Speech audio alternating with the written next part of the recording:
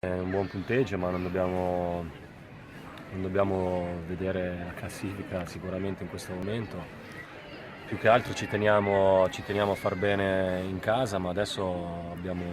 3 partite difficili, pensiamo subito alla partita con l'Inter, in trasferta vogliamo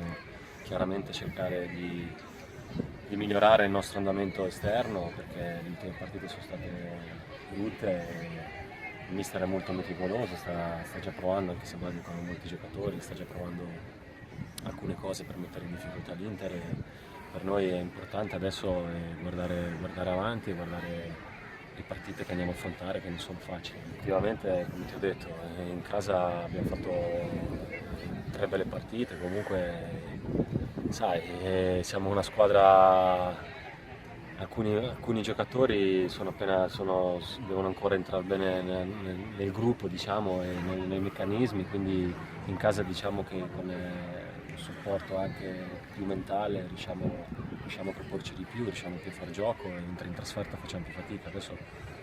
comunque penso che dagli ultimi risultati ci venga molto questo fatto anche di fiducia in noi stessi, quindi penso che in trasferta possiamo andare a giocarcela con tutti. No, penso che no, le facce sono sempre le stesse, è chiaro che dobbiamo migliorare sotto questo aspetto, come ti ho detto, ci stiamo lavorando, ci abbiamo lavorato anche prima della partita con la Juve, è andata male, però chiaramente siamo una neopromossa, dobbiamo salvarci, quindi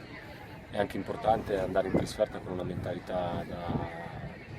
da guerrieri, ecco, voglio dire, una mentalità da portare a casa anche un punticino che fa sempre bene, però essere una squadra, diciamo, sotto tutti i punti di vista, nei reparti, difenderci e attaccare tutti insieme.